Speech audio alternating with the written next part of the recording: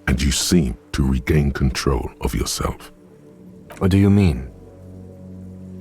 I have no idea what you're talking about. The lieutenant's conceptualization skills must be rather rudimentary. The lieutenant is a police officer of the old school. His concerns are material and extrinsic. But this isn't an old school case. So what? That makes you the new school? God spare us. For real detective work, nothing beats a good notebook by your side. The lieutenant produces his small blue notebook and idly thumbs through a few pages. That's where his conversations with himself take place. We all have our different mediums. His is written. Good. Let's change the subject. What do you want to know? You mean like a brief? Do you want me to brief you? 3 days ago, the RCM Emergencies Desk received a report about a security guard who was found hanged in Martinez. An anonymous caller said there was a dead body behind the Whirling in Rags hostel cafeteria. The cadaver had been there for 4 days. No one had come to investigate. During that time, the victim had been stripped of his belongings. The caller did not identify him, but used the word lynching. There is an ongoing labor dispute between the local dock workers and the logistics company Wild Pines. I was told we should approach the death as part of this dispute. They didn't identify themselves in any way. The tone was muffled using a device of some sort. The desk could identify neither the caller's age nor sex. There's a strong prejudice against involving the RCM in what's seen as union matters. The dock workers' union is the de facto police in Martinez. Now it appears they've started executing too. We cannot allow that.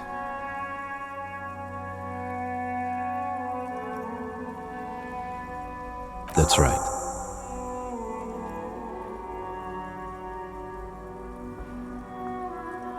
No, it's not the deceased is a security guard for a corporation involved in a labor dispute.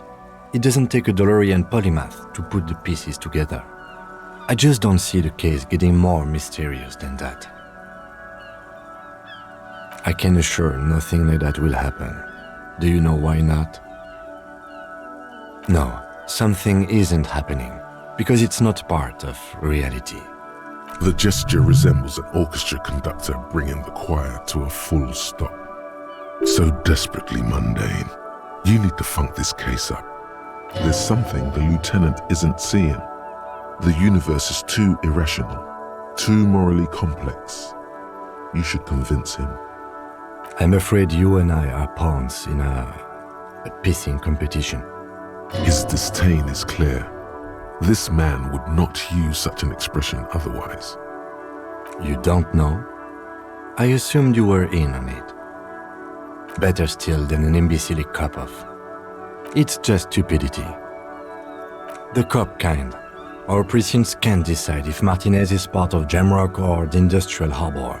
Yours or mine, as if we somehow own parts of the city. Typical street gang mentality. So we've let the union make a mockery of law enforcement here, and now it's come to its natural conclusion. Well, sort of. It's less a matter of who gets to police Martinez than who has to. It's an orphan district, in other words. I think the dispatch desk just told both our stations about the hanging. There was quite the brouhaha at the 57th, I can tell you that. Time to settle it, they said. Cop off. But I assure you, I am not their finest or toughest with 102 cases solved. What I am is least interested in a pissing competition. So he volunteered to represent the 57th, but not out of competitiveness. On the contrary. Yes, I am an unrepentant spoilsport. Martinez? Nothing. It's just a puddle at the end of some drain pipe. No one cares about this place. They care about sports. Most of our colleagues don't even know how to get here. North of the interchange doesn't exist. It's all part of the master plan, you see.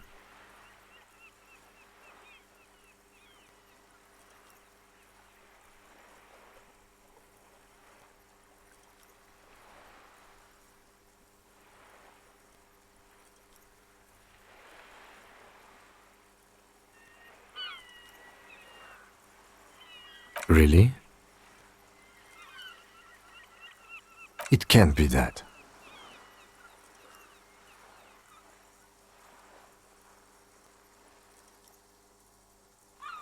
I hope you do. And he will help. Yes, it's a wholly pointless matter. Forget I ever mentioned it. He's actually glad it's addressed now. Look at you. It's because you're a failure. They sent you to Slight, Precinct 57. Just think about it for a second. You're a raging alcoholic who showed up 3 days late and argues with his necktie. You weren't sent here to win. I've considered it. It would be immensely ugly of them, not to mention unprofessional, but I also think it's somewhat unlikely. I checked the records. This jurisdiction dispute, who polices Martinez, reaches back to the 30s. It's as old as my station. And all this time we can't decide who gets Martinez?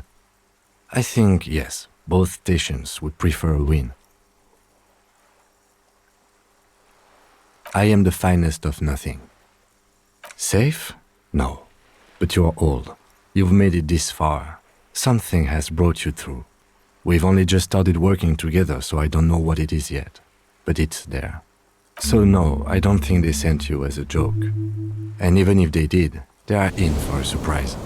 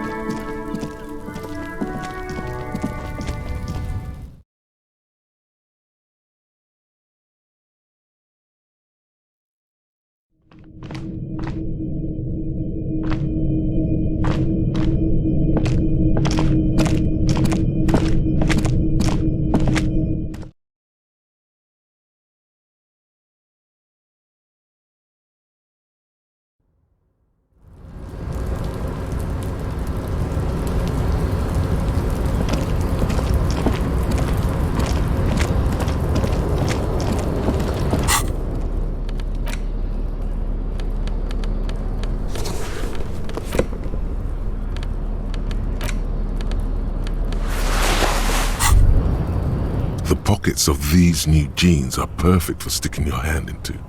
Makes you look cool, calm, and collected.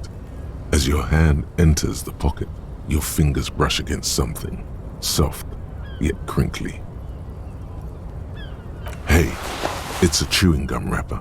It reminds you of the fruity juice of apricots. You should inspect it closer if you have time. Something about the wrapper's texture is familiar. By the way, the raw materials were most likely exported from Seaguy, the apricot Suzerainty, and processed in Sur-le-Clay into the apricot-flavored chewing gum loved by kids of today and yesterday. Something about it is familiar, and not only to your fingers.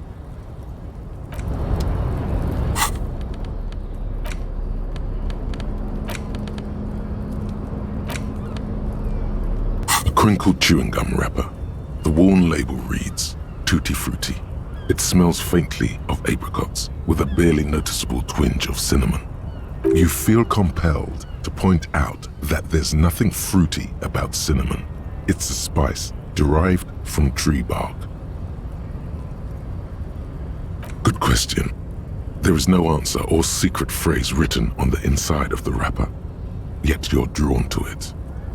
Drawn by regret.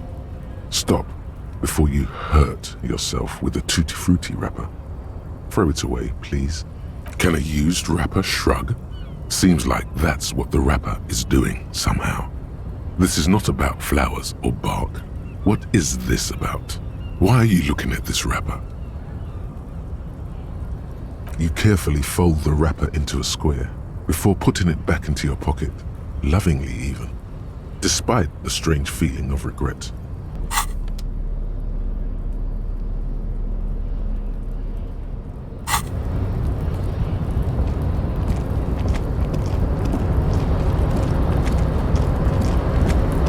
A tarpaulin cloak is still caught on the railing. No one has claimed it for their own.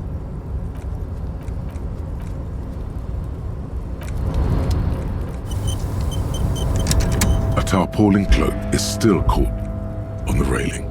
No one has claimed it for their own.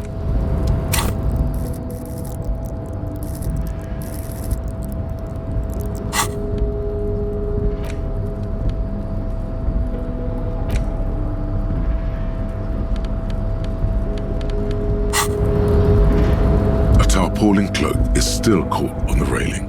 No one has claimed it for their own. As you leap in the air, a chilly breeze engulfs you, sharpening your senses. Ankles tingling from the tension, blood roaring in your ears. You are ready for your rendezvous with the concrete pavement below. He's so on the money, Breton! Just imagine yourself dual-wielding a bottle and a flaming cigarette whilst airborne! As the concrete floor welcomes you, you realize it's been a while since you felt so alive, alert, capable. Must be the adrenaline. I knew you could do it. My climbing down might not have been as disco as your jump, but at least we can explore the harbor now. With your feet firmly planted on the concrete, the noise of the harbor rushes back in.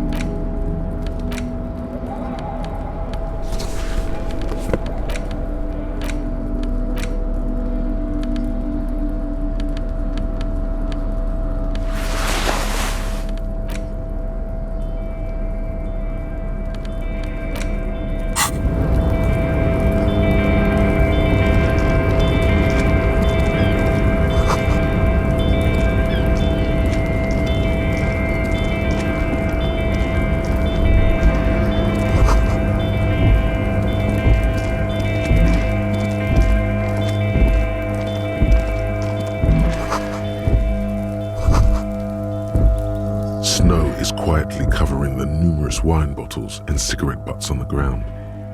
Someone partied really hard here. Well, they went through 6 bottles of potent Pilsner, 3 bottles of Commodore Red, and almost 4 packs of cigarettes. It must have been pretty hard. Well, yes, I think we can say with relative confidence that it was you. Yes, this scene isn't exactly ripping with joy. Let's just move on.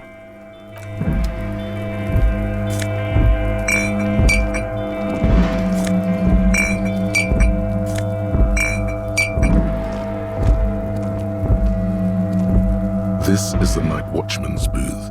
The name on the door reads, René Arnaud. Listen, it's okay to take a few minutes to yourself. Sit down and have a breather. The chair is not as austere as the rest of the booth. A thin grey pillow is attached to the seat, secured to the stiles by black ribbons. Stale air floods through your nostrils. Not a single mote of dust floats inside your lungs, though. The inside of the booth is immaculate. The drawers are empty, save for old timesheets and receipts. One small box, however, does hold some cheap painkillers. They are slightly out of date. Oh boy, where to start? Elevated risk of dementia, mini strokes, prophet's disease, sudden death, hair death, erectile malfunction, critical flatulence, watery blood, black mucus, uncontrollable weeping, increased sensitivity to La Opera, inoperable joint disorder, total spinal collapse. Maybe this was a bad idea. You take the painkillers. They are yours now. You stand and exit the booth. If you must. But please hurry. We are pretty easy to spot up here. Nothing incriminating catches your eye. The cabinets are clean and their sparse contents meticulously organized. There's a framed photograph on the table. It's a black and white photo of a young couple out in a street fair. The man, René, is dressed in a Royal Carabinieri uniform. The girl is young and very pretty. She is smiling playfully at the camera. René looks like he's about to smile.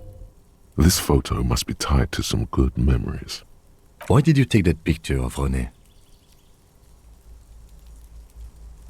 You're really interested in that old soldier. Not sure I understand your fascination, but sure, as long as it doesn't take up a whole lot of time.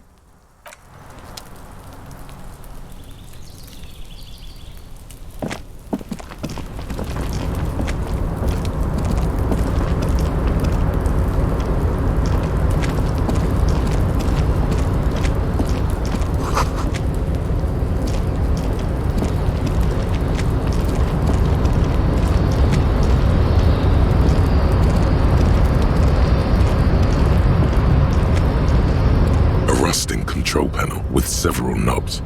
2 buttons marked Marche and Arrête are faded with use. It seems to control the large crane above. A container is attached to its hook block. Allumer on, étendre off. With a loud grind, the crane shifts overhead, moving a massive metal container through the air.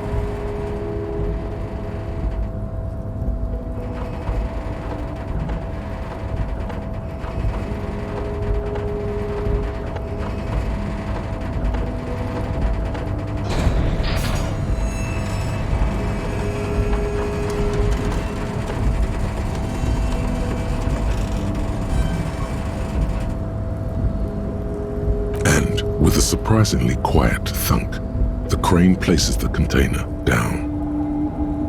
The harbor sleeps as the strike rages in the distance. The crane can rest again, now that its purpose has been fulfilled. Moving this container, of course. For this purpose it was built. For this purpose it has acted.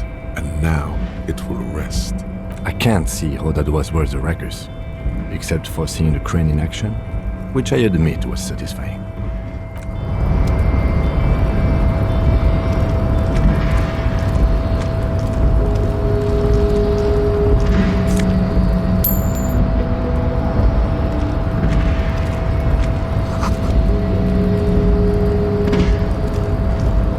Before you stands a cargo container, just one of many in the yard. Is this like your thing with that wall again? There are a million containers here. Why are you fixating on this one? It's a cargo container, detective, just like all the others. We are not here to interact with containers. We are here to get the body down from the tree.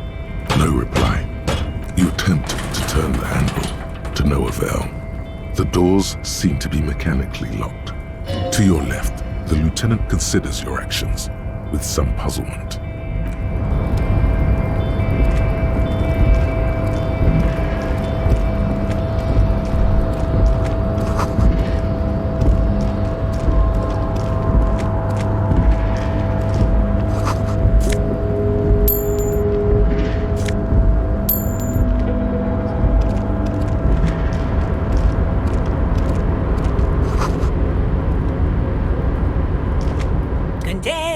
container, I'll turn you nice and red. Container, container, put the logos on. The lyrics to this container song are being made up as he goes along. The accent is so thick, it's impossible not to notice he's Ubi, from the vanishing peninsula of Ubisund on Muindi. Container, container, used to be Wild Pines. Container, container, now belongs to Evrart. Evrart, Evrart, Evrart, he looks after everyone. Huh? Well, hey there. How can I help you, mister? The look in his deep blue eyes is as sincere as you've ever seen. Kind of makes you feel like an arsehole for no apparent reason. I see you are not a union man, mister. Did you get lost? You're not one of them scabs, are you? I mean, I don't personally mind. Folks is just folks, you know, and folks gotta eat. Just some of the other guys don't look too kindly on the scabbing kind, if you know what I mean, mister.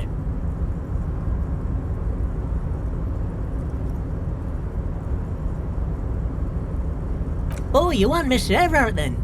He's an awfully nice fellow, he is.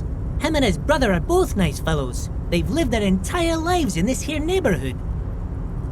Guys like Mr. Evrart and Mr. Edgar, his brother, are real good guys. Made Martinez what it is today. Mr. Evrart and Mr. Edgar and I went to the same school we did when we were boys. Oh, Mr. Evrart is where he always is. In his office, of course. Oh, I'm just making some covers for them containers here. Yes, I am, yes, I am. So it's easier for the crane operators to spot them. Everything is so pretty and red. You and Leo look like brothers as you glance around with similar childlike wonder.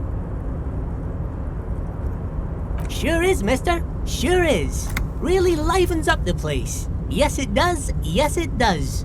I hate to break this bonding moment, but the red containers mean they are replacing the company livery with the union livery, which means this strike isn't gonna stop anytime soon.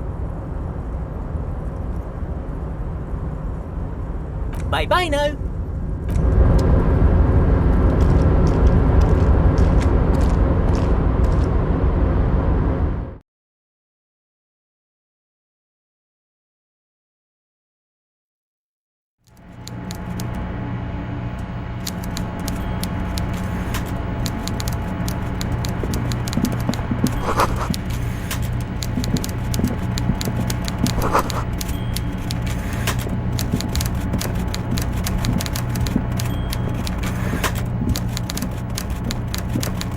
Before you is a walrus of a man seated behind a large desk. He looks up from his work, not the least bit surprised to see you. With great effort, he straightens himself up in his chair, yet says nothing. He simply stares at you. Welcome, Mr. Dubois, Mr. Kitsuragi. It's good of you two to stop by. Please, have a seat. I'm Evrart Clare, head of the Debarders Union here in Martinez. I'd offer you my hand, but unfortunately my health prevents me from getting up. You understand? He looks extremely comfortable. The tiny folding chair, on the other hand, looks like a torture device. You go ahead, detective. Whatever he has in store for you, it can't be good, he thinks. I'll do my best. Forget about that. What's with this Dubois stuff? You're getting some seriously bad vibes from that name. Please, Mr. Dubois, let us converse in a civilized manner, as equals. Take a seat. I insist. Very well, Mr. Dubois. I respect a man with strong convictions. I, too, have convictions, one of which is that I will not engage with any man who won't face me at eye level. Should you find yourself more amenable in the future, I'd gladly resume our conversation. But until then, I'm afraid I must ask you to leave. You're no Titan of Elysium, buddy. He's got you in a fork. Sit down or leave. Excellent, Mr. Dubois. I can see that you're a reasonable man, and reasonable men can be of great use to one another. So tell me, How can the head of the Debarders Union help a representative of the Revachol Citizens Militia today? The chair you're sitting on has got to be the most uncomfortable chair in the world. It's violating your backside. Oh, by the way, I heard you got a rather rude reception from a certain Lawrence Gart. Some people have no manners, it pains me to say. This should take care of that nonsense. It should be sufficient to cover your expenses for a few days and patch over your differences with a cafeteria manager. Go ahead, take it. Wow, that's 25 real. That's good money. You need it.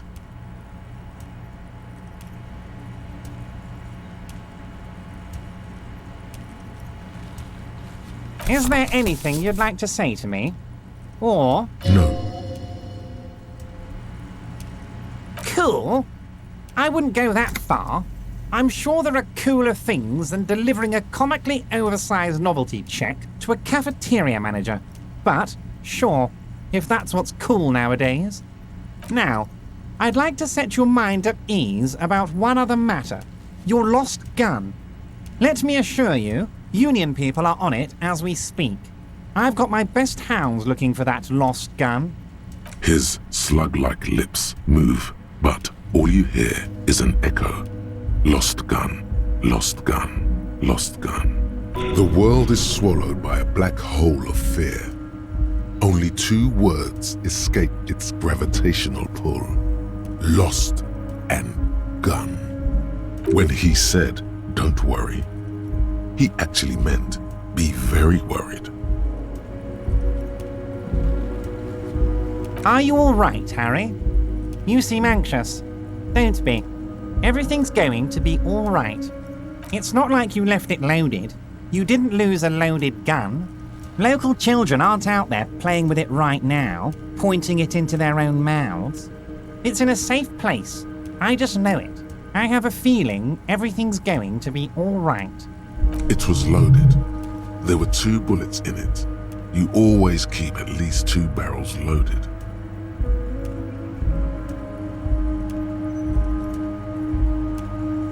Officer, we will deal with this later. We don't need Mr. Clare's help with this. I wouldn't be so sure about that. God, you're sweating. Your knee is jerking. You're about to cry, aren't you? You're about to cry because you lost your gun and those children are gonna shoot themselves with it. Mr. Dubois, you don't look so good. What is this, Mr. Dubois? He keeps repeating. What is he trying to pull here? You need to cool the fuck down. Chill. Mr. Dubois! Mr. Dubois! Harry! Mr. Dubois, are you okay? Can I get you a glass of water or something? Are you having some kind of medical emergency? Maybe you could use your hands somehow, in a kind of throw-in motion, like you're throwing that Mr. Dubois act right back at him. He's Mr. Dubois.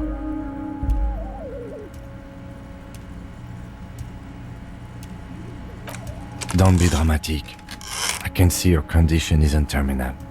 What an odd demonstration of... you got me, Harry. I don't even know what.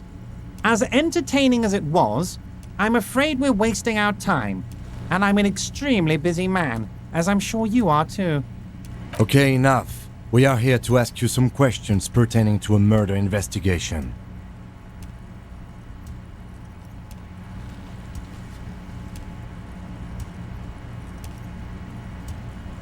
What?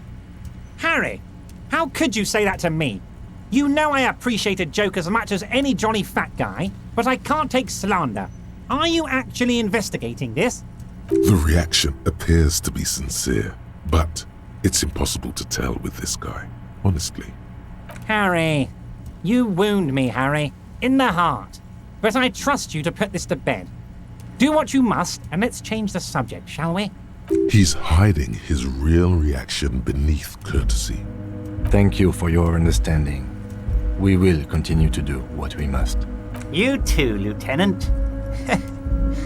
You know, I like you, but you never were my favourite. I'm a Harry guy. I'm Team Harry. None taken. Did we have anything else to do here, Harry?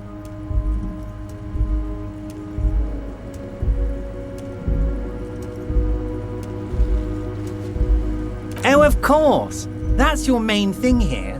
That's why you're in Martinez. I know everything that goes on around here, and I would love to discuss it with you. I mean, it's no secret that the lynching is connected to the strike. So much to talk about.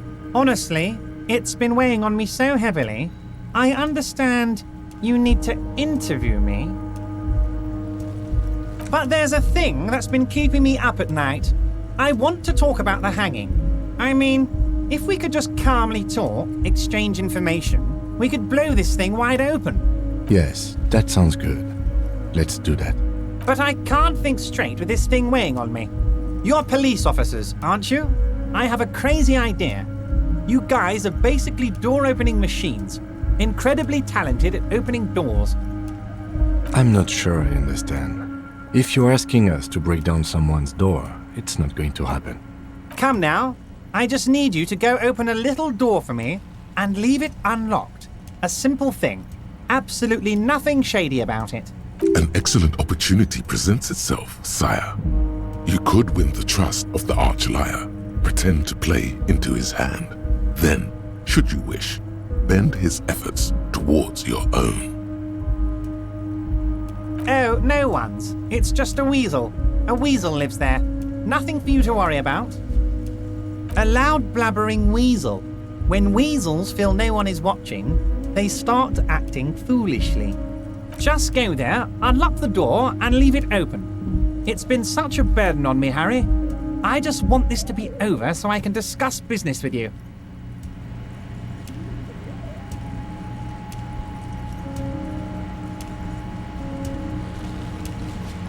Fantastic, my friend. Just let me know when it's done and we can take our friendship to the next level. You can get the key from Manana. He's down by the gates. Manana's like a free agent in the Union. Special operations. Hardened socialist. A real free thinker too. He'll tell you precisely where the door is. One last thing, Harry. Just open the door. You don't need to go in or anything. I just want that weasel to come home and see the unlocked door. Oh, that's very nice. I haven't gotten around to her yet. I'm very, very busy, you see. I hope you're getting along. One thing I want to make very clear, Harry, is that this is not some kind of union versus corporation situation. Everyone is just pals here. Yes, we're all trying to do what's best for Martinez. Don't feel like you shouldn't work with her just because you and I are such good friends. I'm not a jealous guy. Whoa, that's so nice of him. Suspiciously nice. I'm just a nice guy, Harry. I wouldn't be where I am now if I wasn't nice. Politics is all about emotions, and I want you to have positive emotions when you think of me. What do you mean, Harry? Nothing. I let him go. He's an old man, Harry. I wanted him to spend more time with his family. God knows how long he's got left. Harry, I have little people in my organization. I would never call someone a midget. What is this? Honestly, I'm beginning to think you're a midget, Harry. I'm only kidding, Harry. You're not a midget. No one is. We're pals. Vanished? Harry, the woman left her casserole in the oven and couldn't make it here in time for the voting. Oh, did I leave my casserole on? Better go home and check. The election can wait. When she got back, the whole thing was over. Wait, there was no mention of a casserole from Joyce. Harry, Harry, Harry. Do not fixate on this little matter. Maybe it was a rabbit stew, or a hairdryer, or an iron. The point is, her heart wasn't in it. Mine was. This particular brand of humor he has, it makes for a fine distraction. If it's spilled blood you're looking for, then there certainly isn't any in his expression or demeanor now. If she actually wants to see me, she will find a way. Any good negotiator would. And I just don't have anything to discuss with a bad negotiator. Of course, Harry.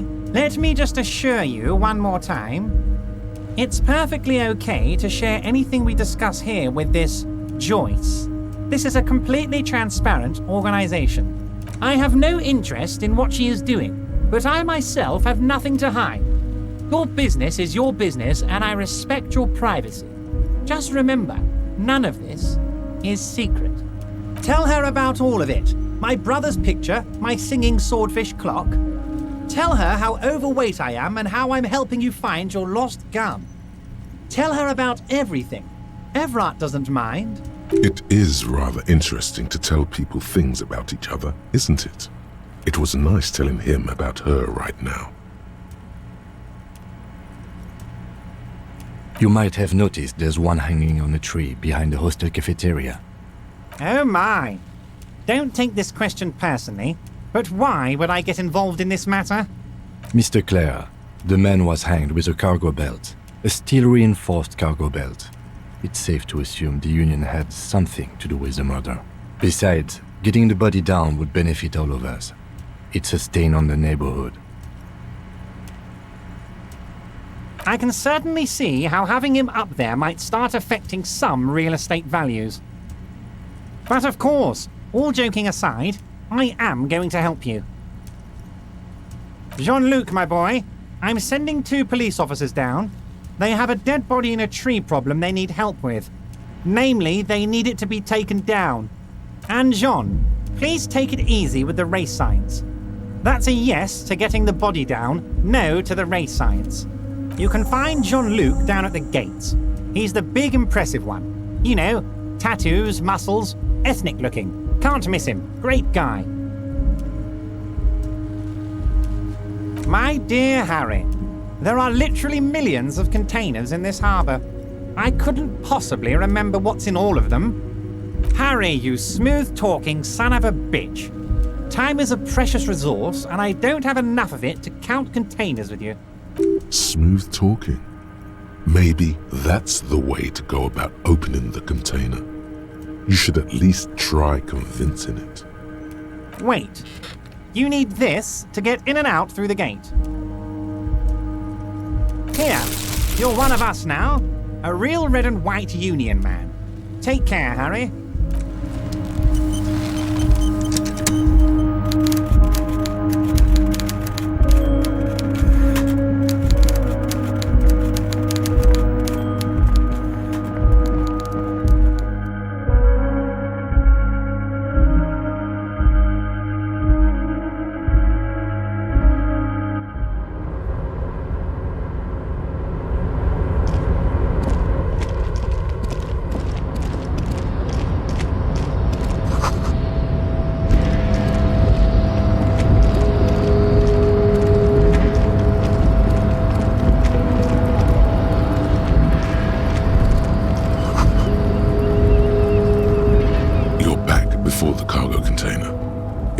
Has not lessened since you were last here. If anything, it seems to have grown slightly. Why are you even trying to open a door with rhetoric? Because what wasn't an option? Now is not the time to get philosophical, detective. You can do that after hours.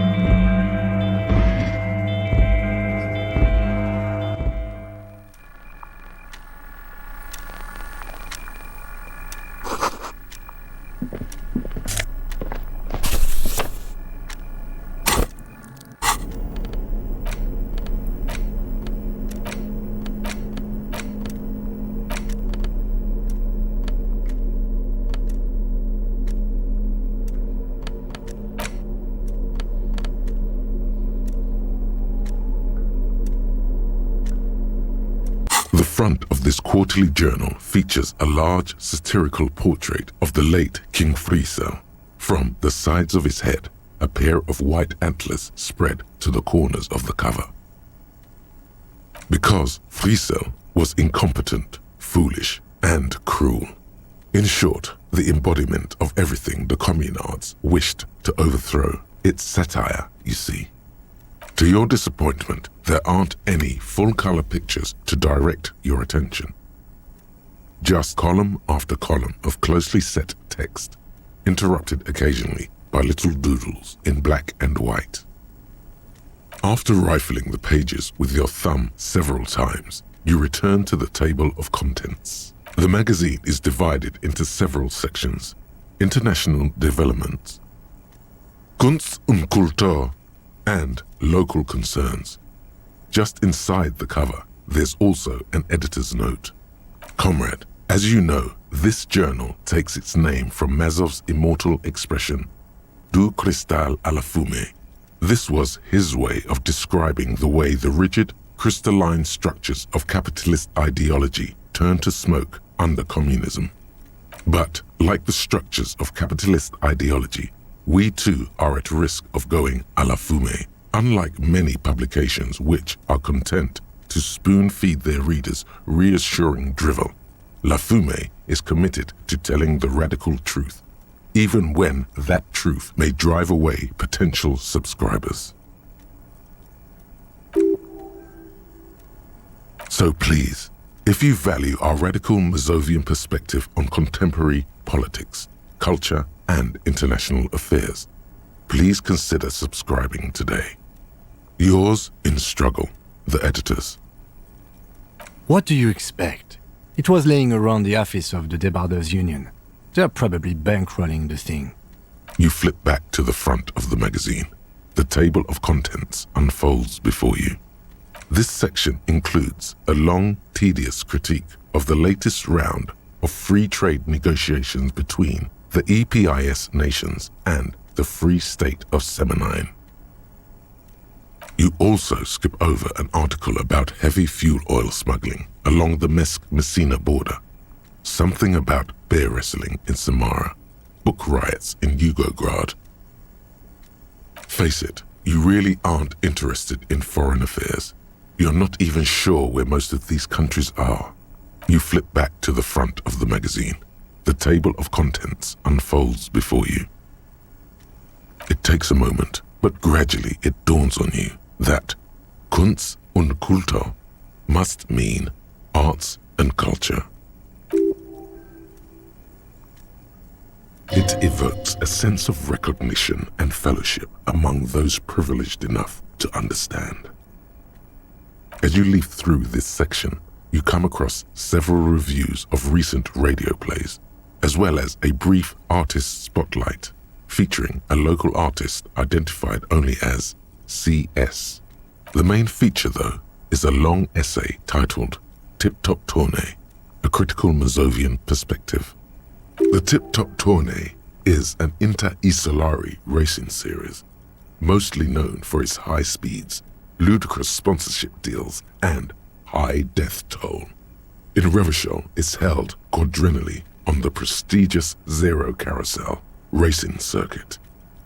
This so-called artist spotlight is really just a brief Q&A, made all the briefer by the subject's evident hostility to her interviewer. You think you're settling in for a relaxing recap of the most recent season, maybe sprinkled with some nice anecdotes about a few of the more colorful drivers. Instead, you find yourself skimming a 10,000-word feature about all the politically problematic aspects of Tip Top Tournée. Where to even start? For one, there's the crass commercialism of its sponsorships, and then there's the practically criminal emphasis on deadly motor crashes. So, all of it, basically. Oddly enough, this article has 2 bylines: Nasteb Encolada Bernal and Exilus Buka. There's no way those are real names. Have you ever met anyone named Exilus? Come on, they're plainly pseudonyms. Under capitalism, the article says, every pursuit has its price. Every pleasure, even one as elemental as the joy of racing others around a track, is reduced to an advertising opportunity. Thus, the so-called tournée becomes a competition between increasingly meaningless brand signifiers. Your discount laundry detergent racing against a pack of Astra cigarettes, or even a fritter. And that precisely is what's problematic about it. Were it not for the promise of random, spectacular violence, audiences would quickly lose interest. At the end of the day, it's the destruction of these 750,000 real races that you're really watching for. You see, one cannot avoid the conclusion that Tip Top Tourney is simply the apotheosis of spectacular entertainment under capitalism. I can safely say the thought had never crossed my mind, Detective. I'm sure most things are, if the young men who wrote this article are to be believed. If I had to wager, I'd say they've never even seen the inside of a motor, much less a motor race. I take whatever they write with a large grain of salt. You flip back to the front of the magazine. The table of contents unfolds before you. Unsurprisingly, much of this section is taken up with articles declaring unqualified support for the dockworkers' strike. You skim the headlines. Paint the harbor red and white. Martinez tames the wild pines. A city in revolt. First we take Martinez, then we take La Delta. Finally, there's a brief article by the writer, G. Martin, accusing the owner of the Capeside Apartments of illegally attempting to evict certain communist tenants simply for not having paid their rent.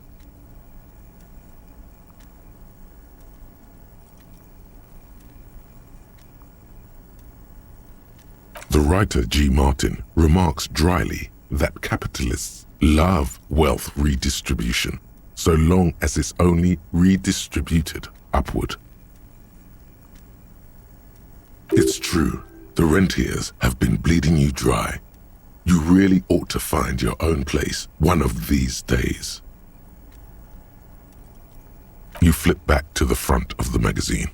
The table of contents unfolds before you.